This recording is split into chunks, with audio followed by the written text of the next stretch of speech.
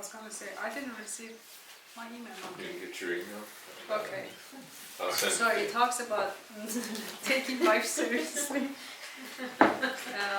So taking life seriously, we tend to complicate, twist it, prolong, rather than examine self while traveling through life. So I know you already heard that before, and you know it. But when I notice that when I take life seriously, let's say that something happens within my life experience, if I take it seriously, I kind of melt into that isolation box, that isolation experience, and it gets suffocating, and I feel like all the things that is happening is like poor me, why me. So I notice that if something comes in my way and I'm experiencing it, I notice that it's a blessing, because it's going to help me to get to know myself better. Get to know myself better. Actually, we're going to practice it more on Saturday to the class. It's going to be a very intense tools that we're going to practice. So don't beat me up for that, because no matter how much we practice, we still fall into the trap of the, that matrix, the life of all this confusion. And it's so tempting not to melt into everybody else's confusion, especially, the family member or people that you're really close to. And then when we get to that space, we tend to not to breathe, not to question anything. But as soon as you question it, it takes you to the place of presence, and to the place of presence, and you see the choices. Okay. So again, I share Jim Gaffigan, the comedian. He's a really great role model for myself, because I tend to take life seriously, and I'm getting better. But after I watched him, and I noticed that everything that is happening within our life experiences is for the fun and joy of, hey, I created that, I made it real, now I'm going to drop it. But then we forgot to drop it. We got attached to it, okay, like a pacifier.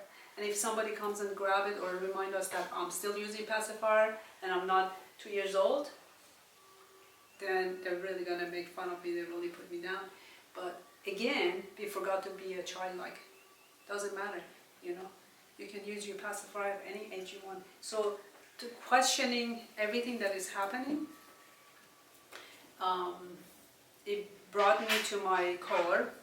It brought me that I perceived that, I projected that, I did it, I designed it. Wow, I'm grateful, because I made it so real even for myself that I can fool everybody else, and everybody else can fool me. So we are doing it together, and we're a bunch of masters, we're a bunch of souls that we're using this powerful imagination. But then we forgot, and we start harming each other, because we forgot to question, we forgot to see that, hey, who did this?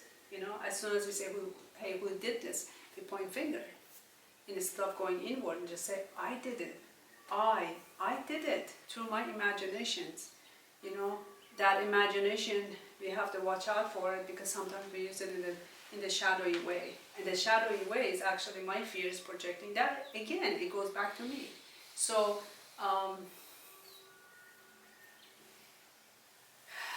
watch Jim Gaffigan, because he's amazing, and he's a clean comedian. So he's, your children can watch it too. He has a lot of jokes about food.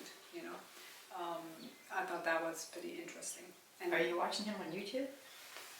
It's on the Netflix. Yeah, YouTube. I don't know if they have some on YouTube, but I don't watch it a lot. But once in a while, if I have a long day and I took the life series, I said, okay, let's go to gym. Or I would say, well, what Jim would do in this situation. Then I smile, And I'm so grateful for people that they're around us to bring us to that the frequency of, you know, childlike, you know, just enjoy, just have a good time. Talk about prolonging time. So when you prolonging time, it's like pro-choice. You actually expanding time because we need more time to learn and explore. So when you're stressed or when you're angry, sometimes it takes you longer. That means you're taking more time to explore it and examine it and experience it. So do you want to prolong time, or do you want to make it short and stay present, aware, and examine it right away and let it go?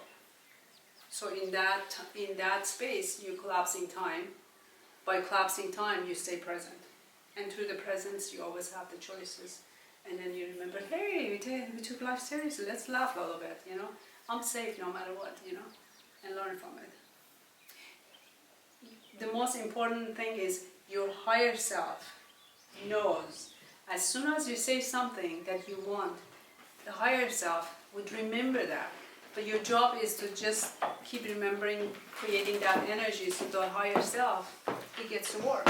But you can always stop that by taking life so seriously and get into that isolation box.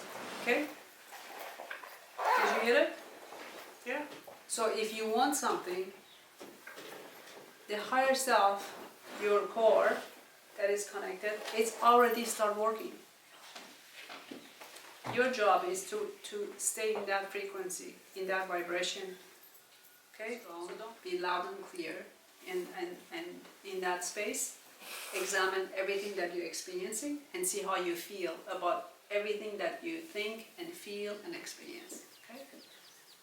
And when you question it, the questioning that, it will bring you to the present moment, and the present moment, that's where all your choices are. You know, so you come out of the box and experience and see everything, not in the picture but outside of the picture. Remember the picture and the frame and the matting. So you when you come out of the picture, you have choices to change the matting and the frame and the picture itself. Okay. So we're good? Mm-hmm. All right. If something doesn't make sense to you, question everything, examine everything, because some tools that we used before that you weren't here, so it might be a little confusing. So if you choose to observe, means you're present. If you choose to come out of the picture, that means you're present. The picture means when you're in this situation that you're so angry and you're so upset and you have no way of thinking peaceful thoughts. So you're saying examining your Yes. senses, Yes. sensory. You step back. You know, a couple of years ago, what we did, you know, the experiences that I had, I was saying that I was in this experience and then I step out of that experience. If you do that physically, it will help you. So I'm here, I'm upset, and I'm thinking, what is it that I need to do? Why I'm upset? Why is this happening? And then you step out of the picture and just say, okay, while I'm examining what it is that I need to learn from it. So if you step back out of that frequency of anger, whatever it is, the energy will help you. It will really help you, because your core knows is best for you. Okay? Because you're choosing to come out of it, that energy field, and then say, okay, help me with it. All right? Try it. That's another tool we used many years ago. I don't know, 10 years. But it helps me. So whatever helps me, I share, and then you do that too, if you want to. Yes. Sorry,